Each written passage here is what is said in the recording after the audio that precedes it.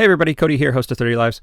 We wanted to do a video about Davey Wreedon's new game, The Beginner's Guide, but we decided against doing a typical commentary track that you'd find on most of these videos, for reasons that you will see shortly. So this will probably be the last you'll hear from me until the end of the video, so sit back, relax, and enjoy.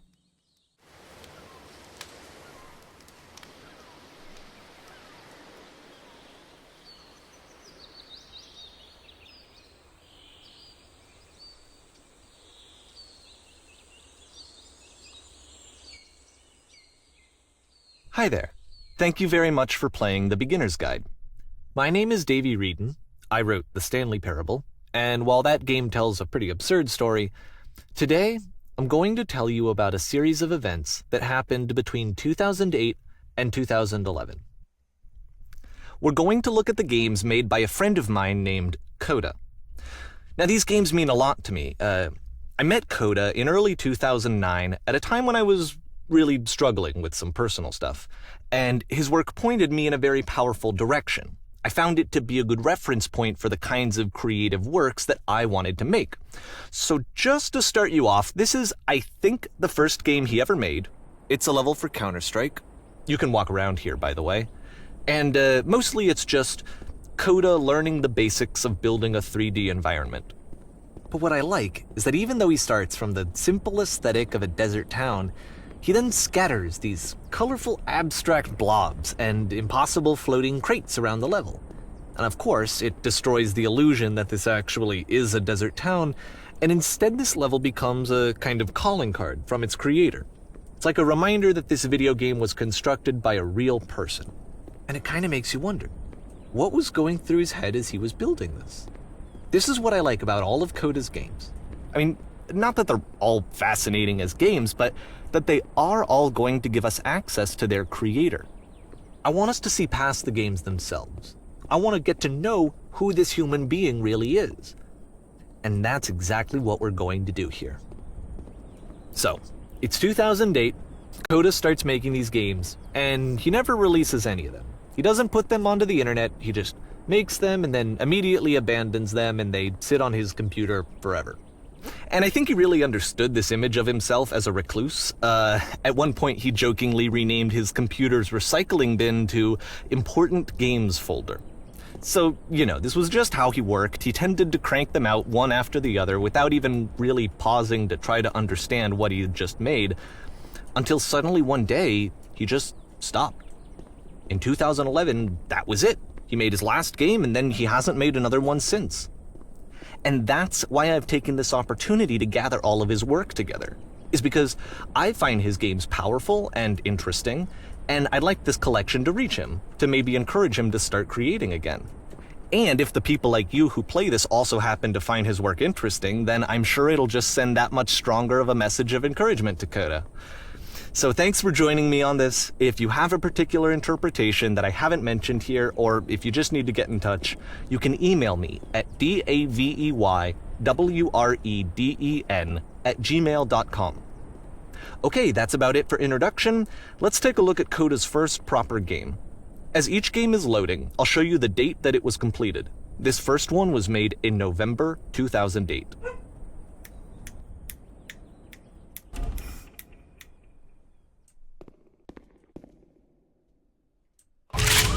Warning. Whisper machine active. Shift destruction imminent. This game is called Escape from Whisper, and it's one of the more generic games you'll see from Coda.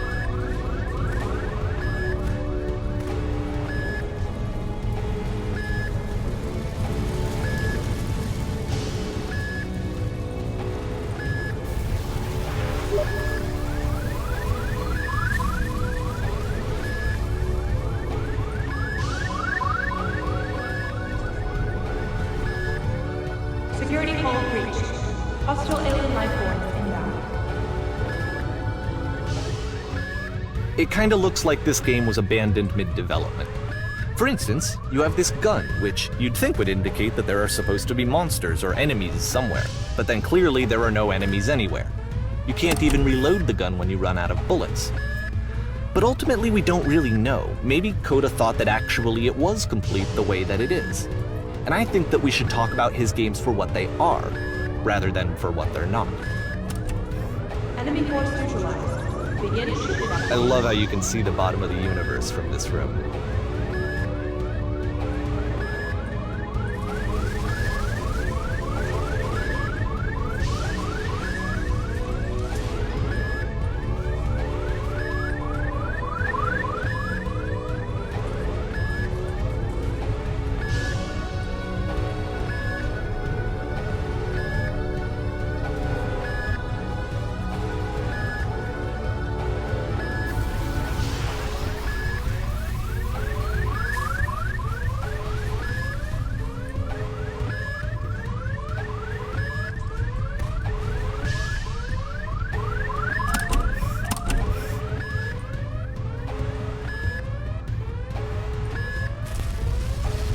Apparently, this space station has a labyrinth on it.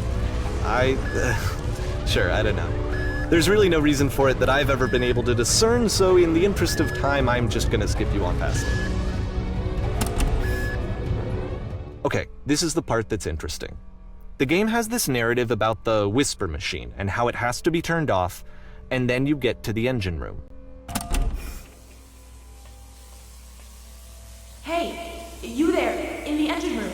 You could save us all. That beam is powering the Whisper Machine. We could disrupt it by introducing a great enough heat signature. If your body could stop the beam. It's so much to ask, but for all of our lives, would you do it? Could you give yourself?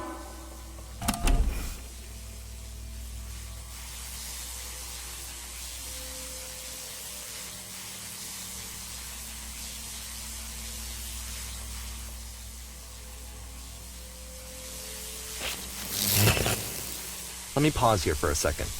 What you just experienced, stepping into the beam and then dying, is probably what Coda had initially intended when he was developing this level. But when he first compiles and plays it, something goes wrong. There's a bug somewhere. And this is what happens instead.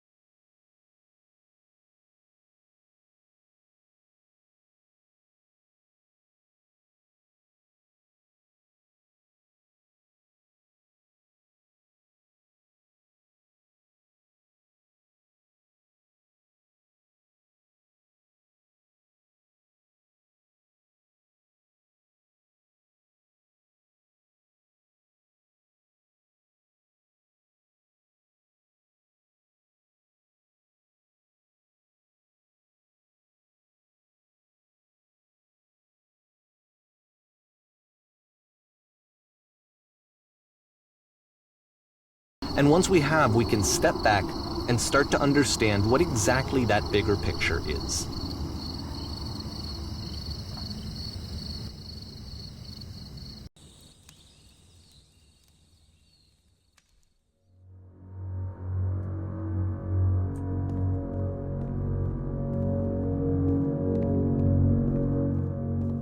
Let's talk about video game development for a second.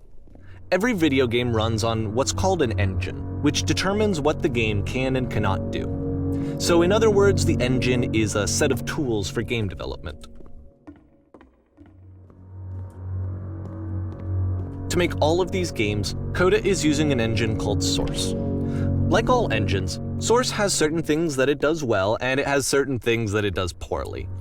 One of the things that it does very well is boxy linear corridors. That's why so many of Coda's games are set in these large, flat, empty rooms, is just because he's working with what the engine does well.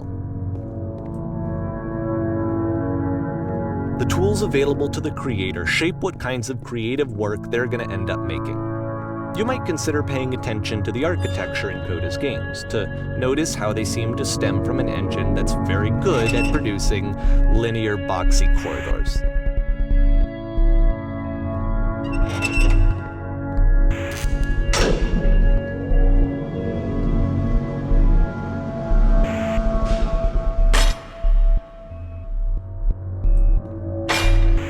This prison, funny enough, in Coda's original design, the doors stayed shut for a full hour before letting you go.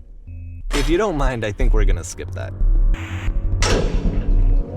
This is something that he and I used to argue about a lot.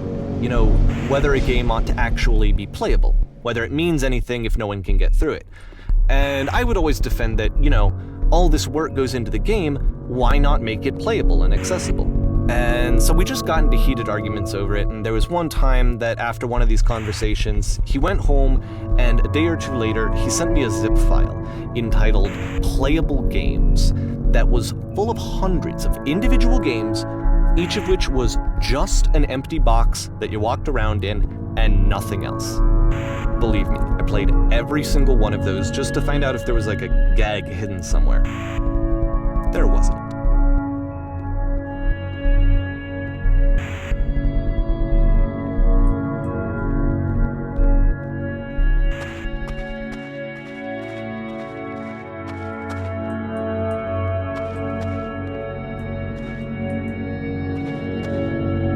It's the puzzle again, with the exact same solution as the last time.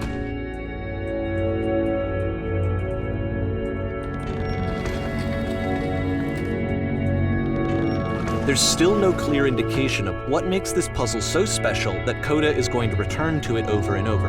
But I promise I'll share with you my interpretation very shortly.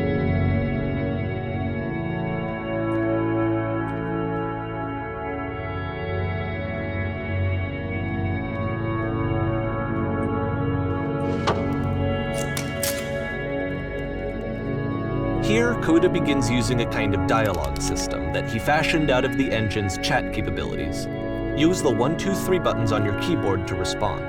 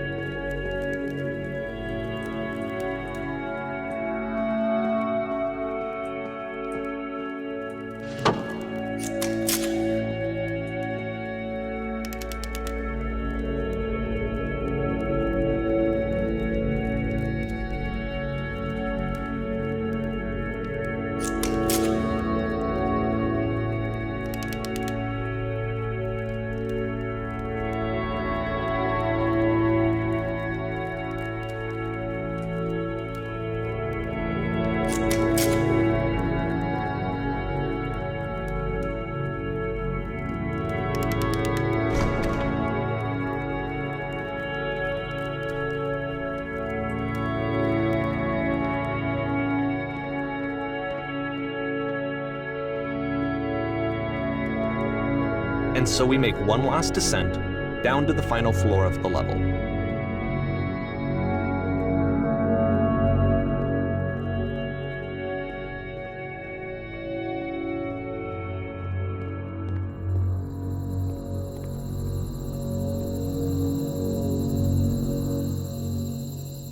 It's a lamppost. Okay, I can't tell you quite why, but for some reason Coda fixates on this lamppost. It's going to appear at the end of every single one of his games from here on out. I'll tell you what I think. I think that up to this point, he's been making really strange and abstract games with no clear purpose, and maybe you can only float around in that headspace for so long. Because now he wants something to hold on to. He wants a reference point. He wants the work to be leading to something. He wants a destination, which is what this lamppost is. It's a destination. We're going to see it in the work as well. His games are just going to become a lot more cohesive, a lot more fully developed, with more of a clear idea behind them. And as we go, that idea will get clearer and clearer and clearer.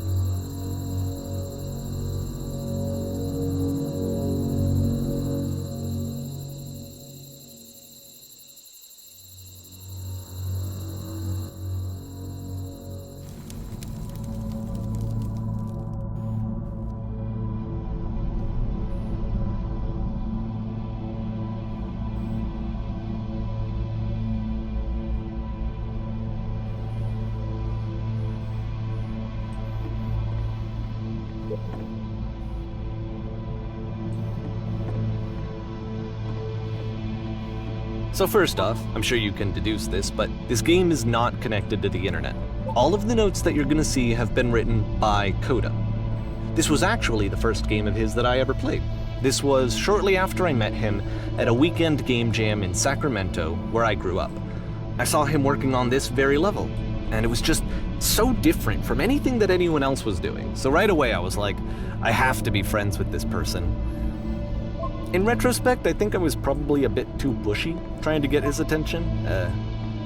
I was over-enthusiastic. But he was very gracious about it and very patient with me. And I cooled off eventually. Oh, feel free to skip over any of these notes if they're not doing anything for you. Nothing extra is going to happen if you read all of them. Either way, to me they convey a sense of loneliness. I see this person who's filled with thoughts and feelings and beliefs and has no way to express them except as scattered and unheard voices in a game that wasn't meant to be played.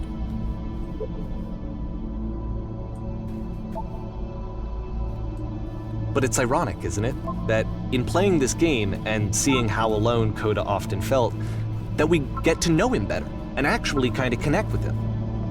And I have to be honest with you, this idea is really seductive to me. That I could just play someone's game and see the voices in their head and get to know them better and have to do less of the messy in-person socializing. I could just get to know you through your work. I think this is why I always liked Coda's games so much, is because it felt like they let me have that connection. I felt as though he was inviting me personally into his world. And then I feel less lonely too.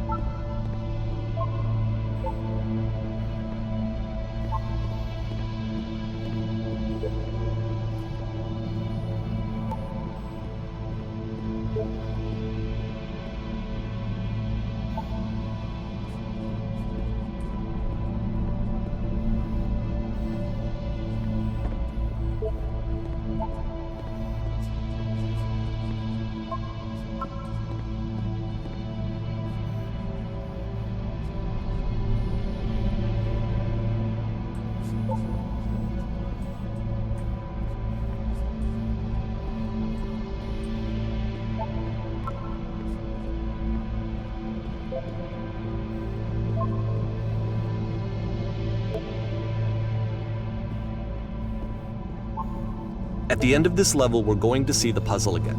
And here, I'll tell you what I think the puzzle means.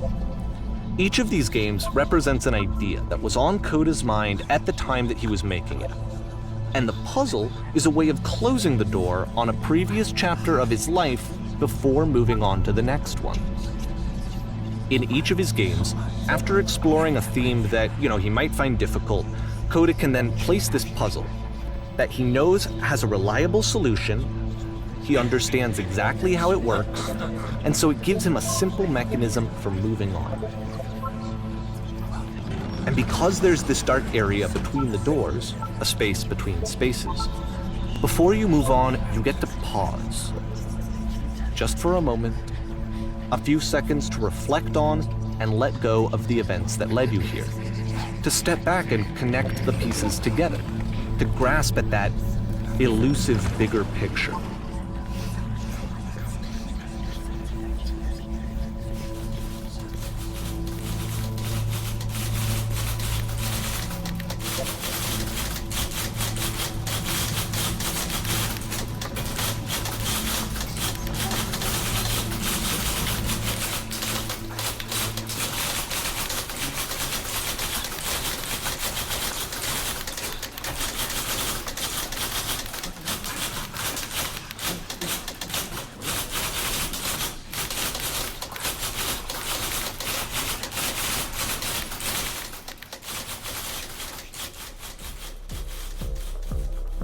Okay, this one is tough.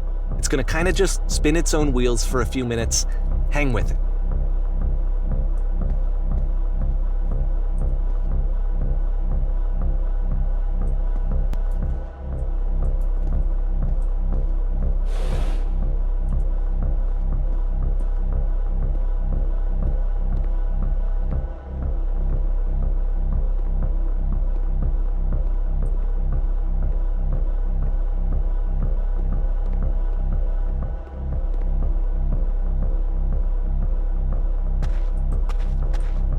See, this is it, the whole game, and there's nothing that's particularly interesting about it. You just walk to the end of a hallway.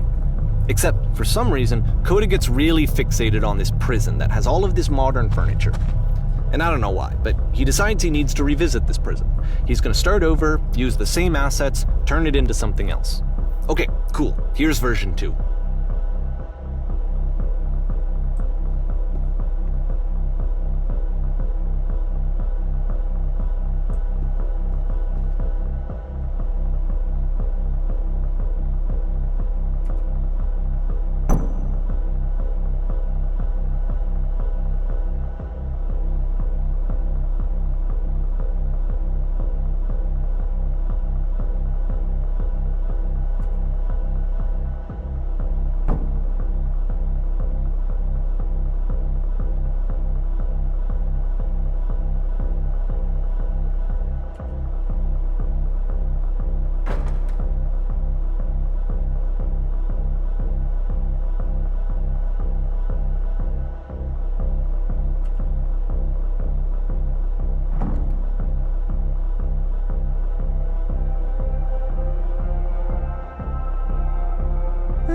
There's a bit more to this one, but still it's not really communicating anything. It's kind of just weird for weirdness' sake.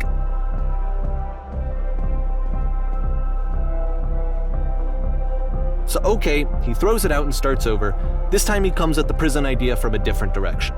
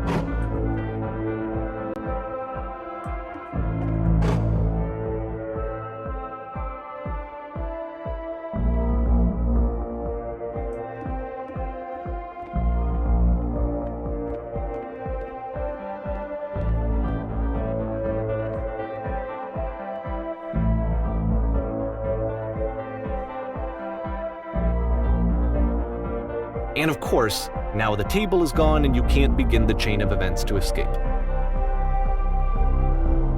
Here's a version where there are no bars, but you can't actually get to the well. And then a version where the inside of the prison is the outside and the outside is the inside. Let me just blink you real quick through a few more of these. I mean, he really unloaded on this prison idea. There's nearly a dozen of them. Personally, I think it's awful to watch this, to see a person basically unraveling through their work.